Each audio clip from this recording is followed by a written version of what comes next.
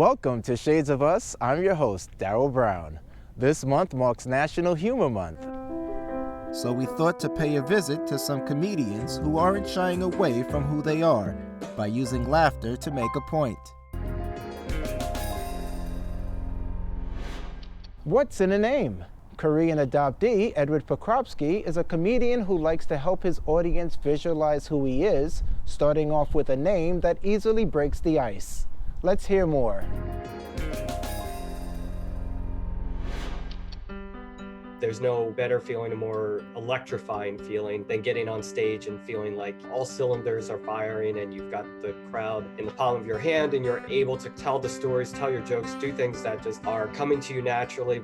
Hi, my name is Edward Pokropski. I'm a writer-producer for NBC Universal, specifically for the cable entertainment section for networks like Universal Kids and the USA Network. And I also produce comedy shows on the side. A lot of shows are like Asian American centric shows. I identify as a Korean American adoptee. I guess that I consider myself that a lot because it's how I get introduced to people a lot, with my last name being Pokropski and being Polish. But you always have that conversation with people when they find out you're adopted. And, oftentimes people are like, oh my God, I'm so sorry if you don't want to talk about this. I'm like, I'm 37 years old.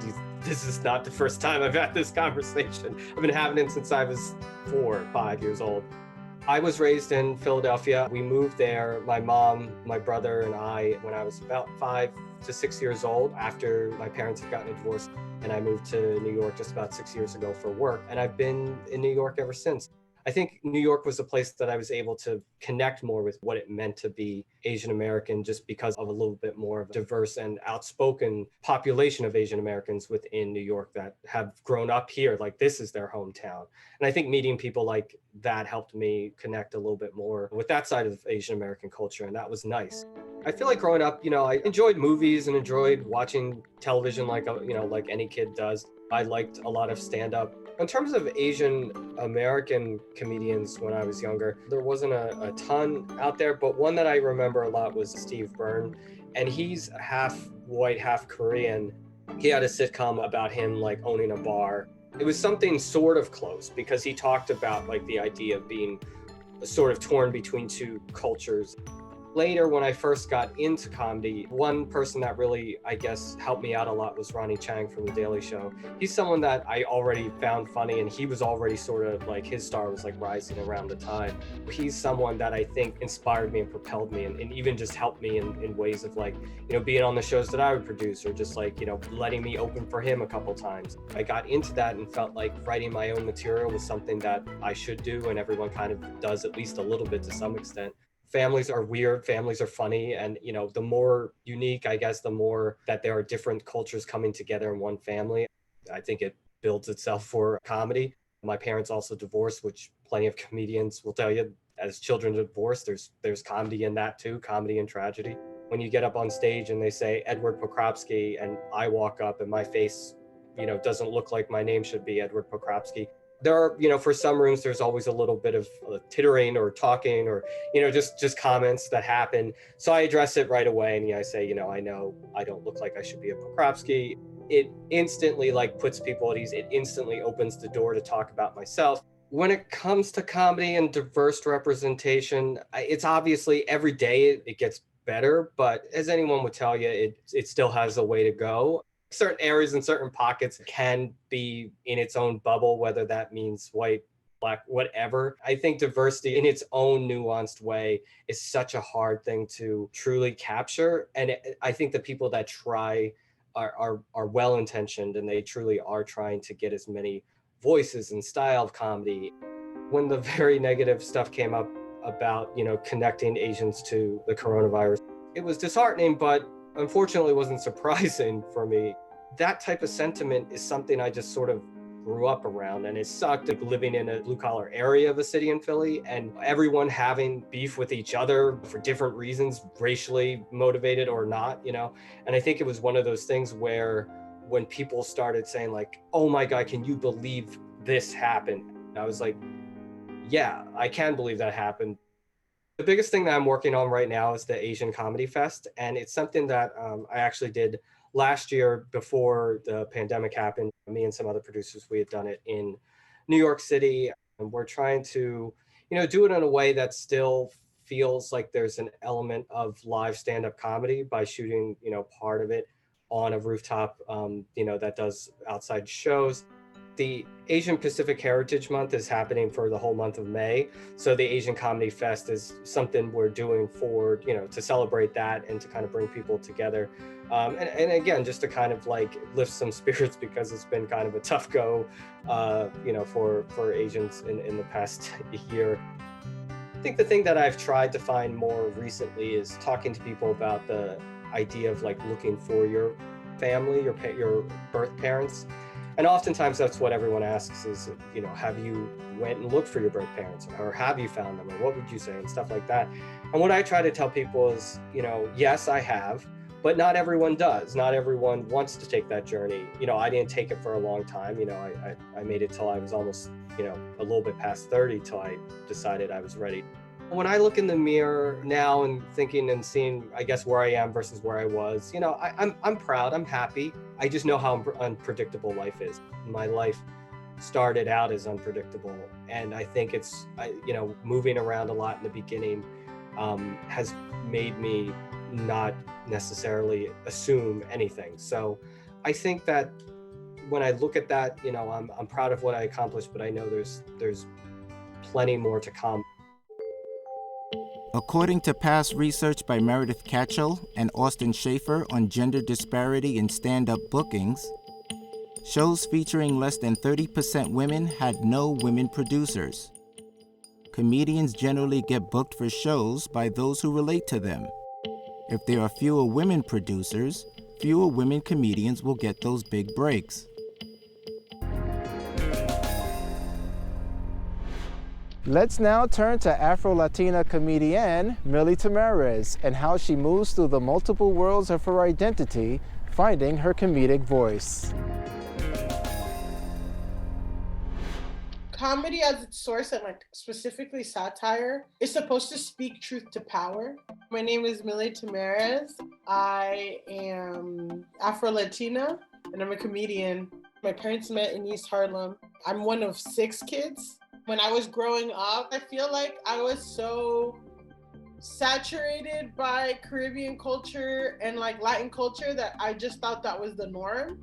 I was like, yeah, like every Thursday, every high school and every school in America has Jamaican beef patty Thursdays and serves plantain chips in their vending machine.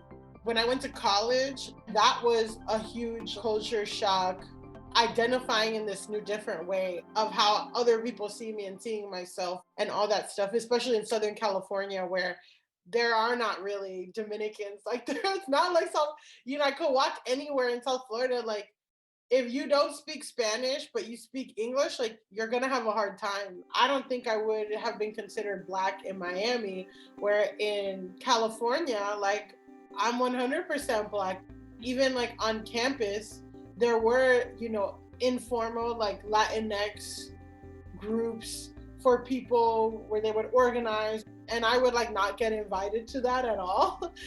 That was when I would get invited to these informal Black spaces. I remember this clearly. I mean, again, this was like the real life lesson of the Black diaspora.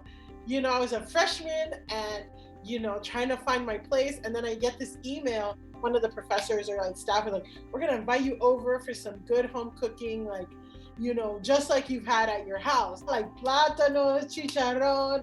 I get there and it's like soul food. And I'm like, what is this? It was so like normal and usual where I grew up, and it's so different in college. Like it really like messed me up into thinking that in order for me to be respected, loved, appreciated, thought I was beautiful, thought, all that stuff, like I would have to change or like calm that part down or like move in the world differently. I moved to the tri-state area when I was looking for like communities or things to escape or like ways to, explore a creative side. Like Upright Citizens Brigade had a diversity program, and like through that I was able to get exposed to comedy. In comedy, like at UCB, like you take classes and stuff, but like classes are kind of there to teach you the technique, but you don't get good at the technique unless you practice a lot. And improv, you need other people. So it's just very common for people to create their own teams. So you want to do it with people that you like or or have similar sensibilities or that you play well together with. And I think I just met people from a diversity meetup. So it was just natural. And then whoever showed up and the people that kept showing up were like, oh, we're all women of color. We should make it like an affirmative action, LOL. And like through that, I was one of the founding members of it. I feel like affirmative action was so integral in like me finding my comedic voice. I think as like how I show up and like how I identify, I didn't have to change that to do comedy. I'm, an up and coming comedian, and sometimes I'll get like really great emails like, oh, you'd be great for this project. We'd love to bring you in. And I got an email from this one company that said, hey, we think you'd be perfect for this web series. We'd love you to come in. We would find the person who you lost your virginity to, track them down, fly them out to our studio, and you would reunite with them on camera for $150. So you can catch that at New York Post. Making fun of like institutions and structural things and all that stuff and like showing how absurd it is. So white forgiveness was like a service, right? Where white people could pay me money and I publicly forgive them. And like the backstory is that I was in a sketch group collective and we would constantly churn out videos. And like, I guess one of my characters was somebody like every video I had was like a new business pitch, like a new like scheme to like make money. Black Lives Matter was just starting to become a thing. My friends started sending me money, like jokingly at first. And they're like, and they would write in the Venmo memo, they would write confessions of like things that they've done to like why they need forgiveness. And then I would post them and like write my commentary. And then as I started doing that, and then that's when it got a lot of press. Ultimately, why I kind of stopped doing it was just like, somebody was like, I can't believe you're opening yourself up to this. Like, you're making yourself a vessel for this. I feel like it was a way for also white people to process their trauma, or white people to say like, this thing that happened when I was in high school wasn't okay. Like, I shouldn't have won the Martin Luther King Scholarship.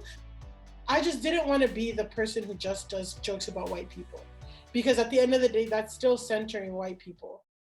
The DAF organization, or Diverse as F, it was like a place like highlighting people of color and like just diversity in general, just like identities that you don't see majorly represented in comedy.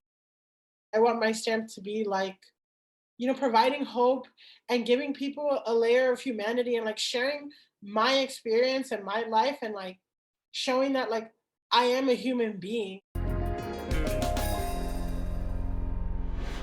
Meet Mendy Pellin. He's helped blaze a trail for comedy among one of the largest Orthodox Jewish communities in the world. Join us as we explore the special connection Jews have with comedy. We would like to wish you and your family a sweet New Year. Let's kick things off by dipping the apple in the honey. Moving right along, obviously, in this dish we want to put the larger apples in. It really doesn't matter what color it is. I'm Mendy Pellin. I am a Hasidic comedian living in Crown Heights, Brooklyn.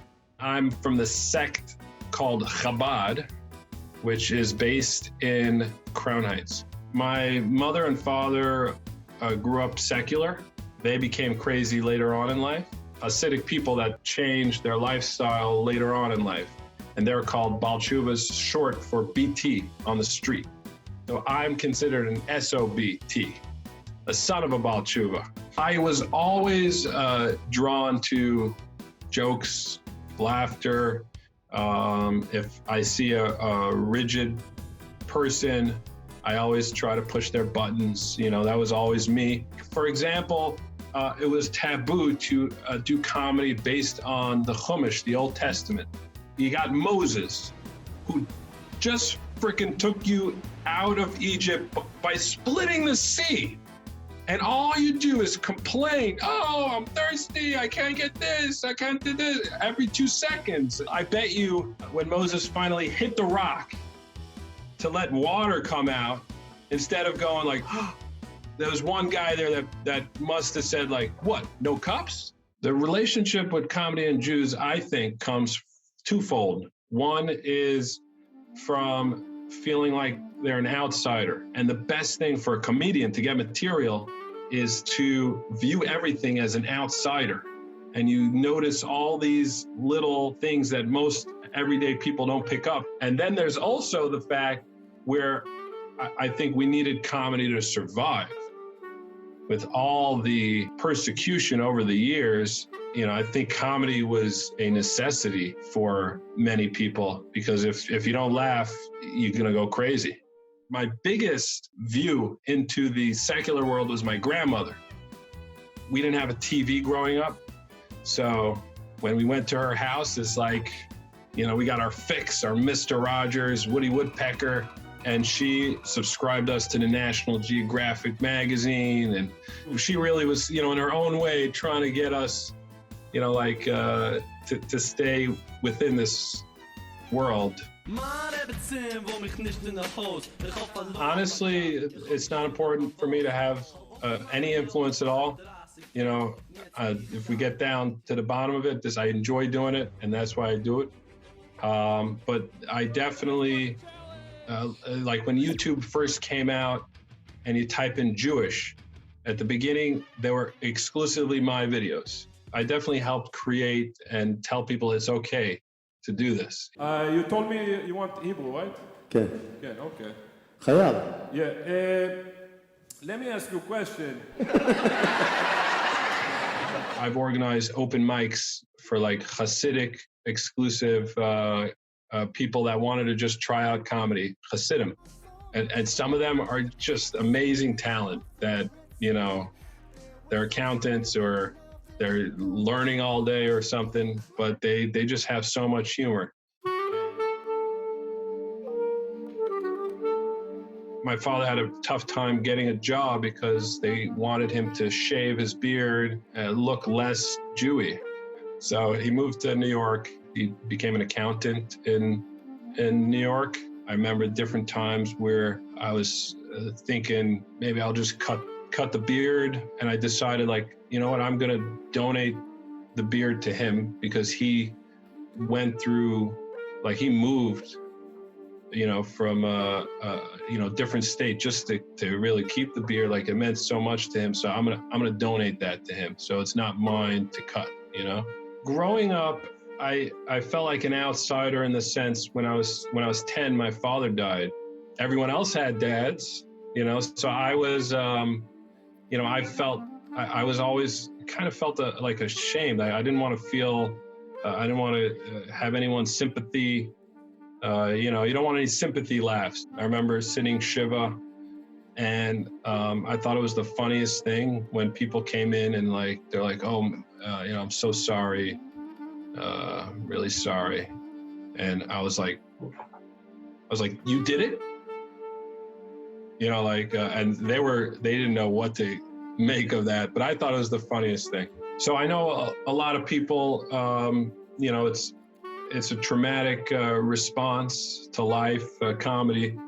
But I, you know, I remember all the way from a kindergarten, you know, being a class clown. It's in me, but there's definitely an element. I've been through a lot of different tragedies in my life, so there's definitely an element where I think that comedy helped me get through it. The American poet Ella Wheeler Wilcox once wrote, "Laugh, and the world laughs with you."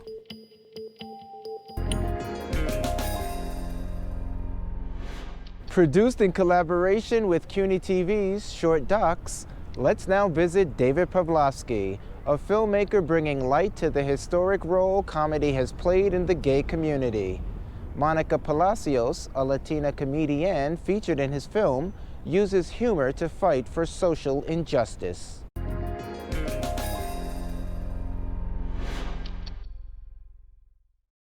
I told this woman at work, I said, I'm a lesbian. She said, really? Do you know Jill McGee? She's a lesbian in Philadelphia.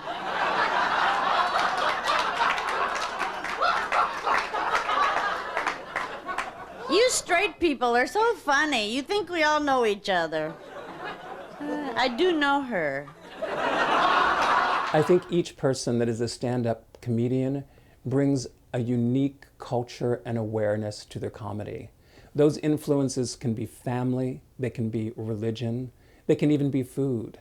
But we each have an opportunity to express from the subjective to the objective audience who we are.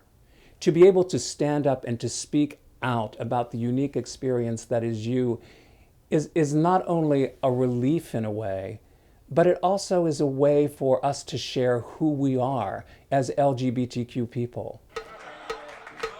Some people want to lock us up and throw away the key.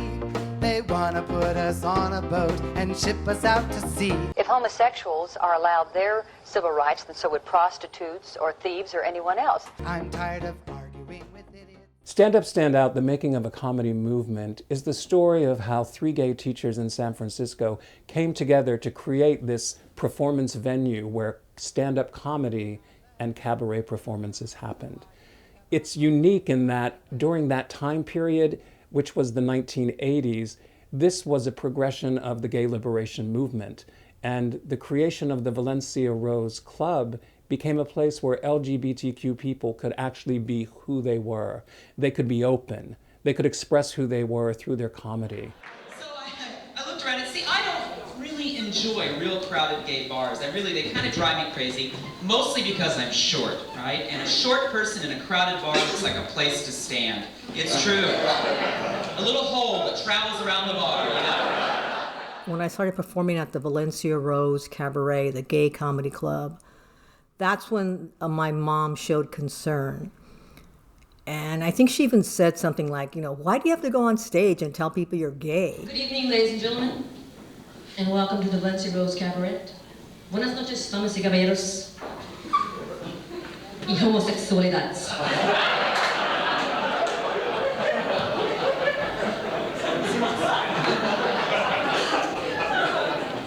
Bienvenidos a la Valencia Rose Cabaret. Tonight we feature gay comedy. Esta noche nosotros feature gay comedy. Yes, I am bilingual. She actually came to the Valencia Rose and saw me perform, and she saw me being very successful, and she saw me being very loved by the audience. And so after the show, she understood that. She understood my passion. And then, of course, she was surrounded by fans, and that was another big plus that kind of convinced her that I was on the right path. I first came to San Francisco in 1962. In gay history, that's post-hardware, pre-boutique. I decided to make Tom Amiano the main character of my film because he spans the 40-plus years of the gay liberation movement, being one of the first out gay teachers in the United States, followed by his comedic career, and then being elected as an assembly member in San Francisco. Thank you! Thank you, beautiful people! Everyone today is queer! Everybody's queer! Even Arnold Schwarzenegger's a big queen!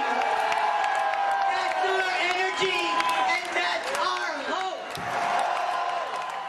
I recognize being funny could be a tool, for lubricating social intercourse, so to speak.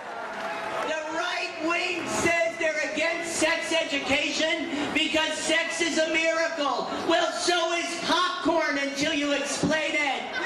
He was not only a comedian, but through his comedic awareness, he also became a politician. And to me, that really resonates for a social justice message today. We need to have humor when we're fighting politics. Si se puede, si se puede.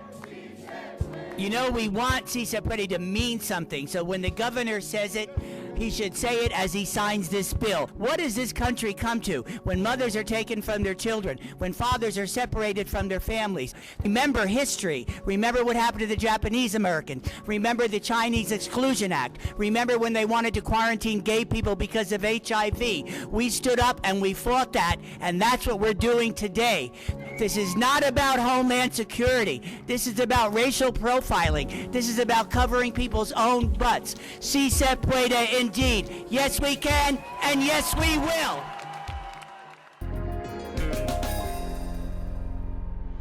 That's our show. If you'd like to learn more about the guests we featured, check out our Facebook page at Shades of Us TV and online at tv.cuny.edu.